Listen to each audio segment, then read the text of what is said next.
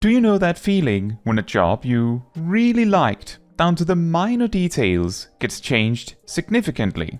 The change might not have made the job any worse. In some cases, the job even plays mostly the same, and might at times even be stronger for it, and easier even. But now something is missing. Something feels off, like there is some missing piece. The weirdest part is that someone who doesn't play the job might look at it and go, well, it plays pretty much the same, doesn't it? Why does it matter? And indeed, it might not matter, but it feels hollow.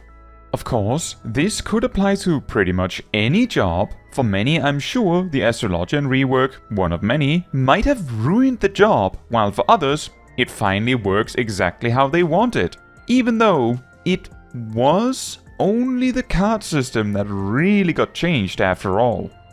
This could also apply to other, less obvious jobs, but the ones I want to talk about in this video are Black Mage, Monk and Viper especially. Jobs that got a, relatively speaking, minor change in the grand scheme of their toolkits, but had rather significant ramifications for a significant amount of players. If you're still not entirely sure what I mean by that hollow feeling, I imagine it will make more sense in a bit. Let's start with Monk. Before Dawntrail, the way the filler rotation for Monk worked was that Dragon Kick made your next boot shine do more damage due to a buff it granted called Leaden Fist, which lasted 30 seconds. This naturally caused you to alternate between Dragon Kick and boot shine. It was rather obvious you were supposed to do that. Twin Snakes gave you a damage increasing buff that lasted 15 seconds, and since the GCD was at most 2 seconds, unless you had a ludicrous amount of skill speed, you had to alternate Twin Snakes and True Strike to maintain this buff. Demolish applied a damage over time effect for 18 seconds, just long enough that you could do 2 cycles of snap punches before you had to do Demolish again to reapply. This even led to situations like 2-target fights where you might want to demolish each enemy one at a time and then snap punch just once, or possibly even on an extended 3-target fight to finish with demolish on each target until all 3 had dodged before you could even consider using Rockbreaker, if at all. The key with each of these attacks is that they sort of naturally led to this optimal sequence of alternating Dragon Kick and Boot Shine, alternating Twin Snakes and True Strike, and finally Demolish once, Snap Punch twice. However, because these mechanics emerged naturally, if, for example, something caused your GCD to go exceptionally fast, or alternatively exceptionally slow, this relationship could change. You would probably alternate Dragon Kick and Boot Shine anyway, but if something caused your GCD to be really slow, Twin Snakes might be every time. The same applies for Demolish, although that would be slightly slower than that. If your GCD was really fast on the other hand, you might possibly be able to True Strike even 3 times per Twin Snakes when it goes really fast, and the same for Demolish and Snap Punch. But this comes about because of how the rotation emerged naturally. Another thing this natural relationship caused is how perfect balance worked. Of course, single Beast Chakra sequences weren't very imaginative beyond Dragon Kicks and Boot Shines, the same for Phantom Rush sequences, but 3 Beast Chakra type sequences, Rising Phoenix, were really where things got complicated. This was especially apparent in things like the optimal drift rotation, where exactly which order you did your Rising Phoenix sequence in, and also which order you did your blitzes in, depended a little bit on where you were in your rotation. This meant that where you were in your rotation could decide whether you did the Elixir Field sequence first, or the Rising Phoenix sequence first. And once you had decided that, you also had to decide which order you did Dragon Kick, Twin Snakes and Demolish in, such that you maximize the value of all 3. This really underlined the complexity of optimizing Monk, and admittedly, it was often said that this kind of complexity was only necessary to unlock the utmost potential of the job, and you could get, like, 90% of the job's power just winging it. Whether that is true or not is besides the point. However, then Dawntrail came, and once things were finally in order, what we have now is this. Dragon Kick gives a stack in a gauge which makes Boot Shine do more damage. This works exactly like it did in Endwalker, technically. Twin Snakes gives a stack in a gauge which makes True Strike do more damage instead of increasing all damage done. Naturally, this causes you to alternate between Twin Snakes and True Strike. And finally, Demolish grants you 2 stacks in a gauge, which makes Snap Punch do more damage instead of applying a dot. These changes mean that instead of naturally figuring out that this is what you're supposed to do, the game sort of just hands it to you. Just obey the balls, as they say. Is that a problem? No. However, all of the other naturally emerging strategies were lost. Demolish multiple times on light AoE? Nah, just demolish once, Snap Punch twice. On 4 or more targets, Rock Breaker has more potency than doing that, so that is when you Rock Breaker. That's it. For perfect balance, the order in your Rising Phoenix sequence doesn't really matter. Whether you do Rising Phoenix or Elixir Burst first doesn't really matter that much, aside from one doing slightly more damage per GCD. So this entire system that monks had before Dawntrail with a looping rotation and the optimal drift rotation basically went out of the window. Since there are no timers to carefully manage, and most importantly, now you simply click the appropriate glowy button. If we ignore the complex optimization strategies that disappeared, we still went from a rotation where you had things to manage and there were naturally emerging tricks to optimize around, to a system where the game just says, click this one, which can lead to this hollow feeling where something seems missing. A key difference between Monk and Viper in this situation is that monks were warned about a month or more in advance that this change was coming, so at the very least, if nothing else, they had the chance to properly say goodbye to this system before it went away. Viper, on the other hand, suddenly lost their thing overnight, although admittedly, it seems to be an even less significant thing that got changed. However, given that I was maining Viper at that time, I got to immediately experience this hollow feeling. Yes, the new system is fine, but the old one feels missing, like a purpose disappeared. This also had that effect of me going from looking at the monk rotation and thinking, well, you pretty much do the same thing, what's the problem? To going, yeah, I see it now. Yeah, there is something missing. I get it now. Even if, personally, I kind of like the new monk style. I get it. Now, when Viper was initially implemented, Reaving Fangs and Reaving Maw instead did significantly less damage than Steel Fangs and Steel Maw, but applied 20 seconds of a debuff called Noxious Gnash, which increased all damage you did for 20 seconds. Those actions were also named Dread Fangs and Dread Maw instead to highlight this. Vicewinder and Vice Pit were also named Dreadwinder and Pit of Dread and also applied this debuff, and since it could get extended to 40 seconds, you had a clear objective in the rotation. Maintain your damage and speed buff, regularly finish 1-2-3 combos to maintain the finisher venoms, and maintain Noxious Gnash, as much as possible with Twin Blade actions to minimize the amount of Dread Fangs you had to use. Of course, Dreadwinder also granted Rattling Coils then, so you also had to keep track of that. Then, with 7.05, Viper lost this entire feature. Yes, most of their actions got like a 10% potency buff to compensate for losing Noxious Gnash, but the feature was removed and replaced with what we have now. Before, every time you wanted to start a 1-2-3 combo, you had to evaluate your Noxious Gnash, whether you should use Dread Fangs or wait and use Dreadwinder instead, which meant you had something to consider about every 6 or 7 seconds or so. It also meant that once this mechanic was understood, it naturally led you to use Dreadwinder and keep it on cooldown, because it was like maintaining an effect that normally cost you something for free. With the change, I've personally, and heard from others, that Viper suddenly had a bit more problems remembering to use Vicewinder because, well, the system that forced you to check it every 7 seconds or so was removed, so instead you kinda just use it on cooldown now, I guess. Except if you have 3 Rattling Coils, so check that one too, which can cause this weird blockage where you feel compelled to not use it. This is further amplified by the fact that now with Honed Steel and Honed Reavers, your 1-2-3 combo will constantly be glowing, suggesting you keep going, which, again, extremely minor detail. Just learn that the glows mean use this next when you want to use these combos, and not click this now. Admittedly, compared to the Monk change, the removal of Noxious Gnash actually moved blockades that almost enables something new. Before the change, the mere concept of doing 3 Reawaken combos in a row was out of the question, because you had way too many timers that had to keep rolling, but with the change removing Noxious Gnash and making the combo potency buffs full minutes, means only the damage buff and speed buff need to be maintained. I say almost because you actually need some skill speed to make it work without either buff running out, but with that you could use Vicewinder Hunter's Coil, Swiftskin's Coil, and then 3 Reawakens in a row, where you can put a gym draft around when the first Reawaken starts, I suppose. But then the question is of course whether that skill speed is actually worth it. Possibly not, but hey, maybe I'm wrong in assuming so.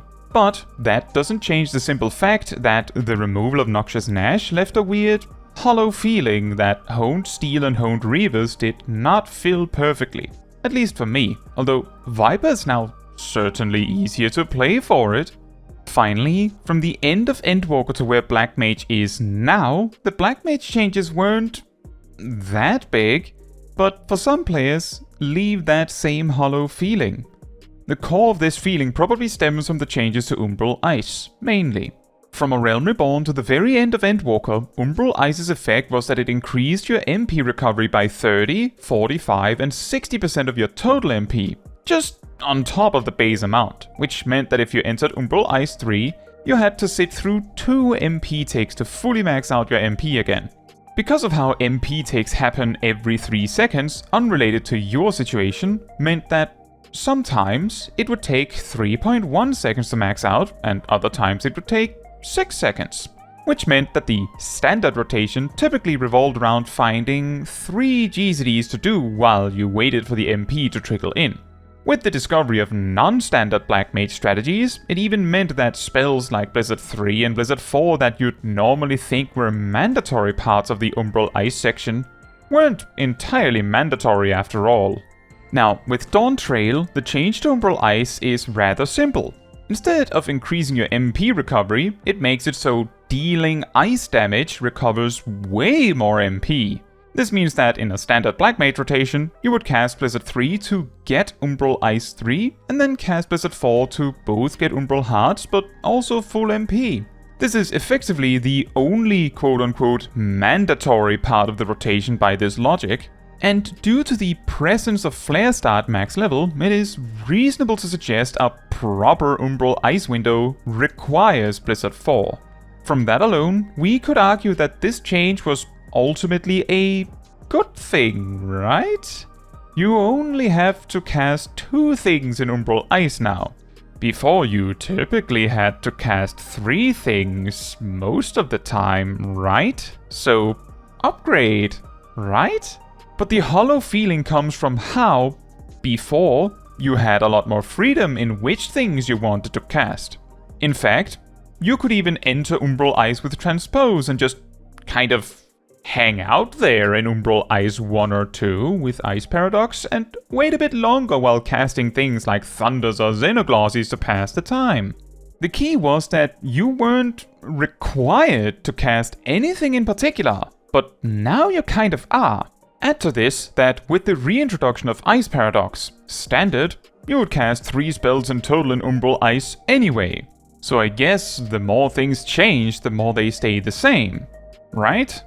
The good news is that a reasonable amount of Black Mages appreciated the simplification of Black Mage in this aspect, even if it killed off a large part of the non-standard toolkit, if not nearly all of it, so for some at least it wasn't a hollow feeling, but rather a filling feeling of potential. For more positive side, let's take a bit of a surprise 4th case. For that, I would also like to talk about the Ninja change, Kazematoi and Huton. Just like Monk, Ninja lost the timer it had to maintain. Interestingly, Ninja both had a dot to maintain, and the speed buff, which effectively is comparable to a damage buff, but these things were changed separately.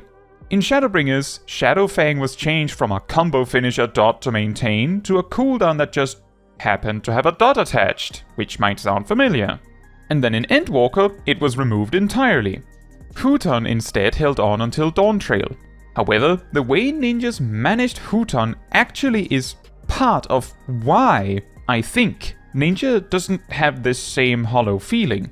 Since Armor Crush increased Huton's duration by 30 seconds, it meant you effectively had to use Armor Crush twice per minute.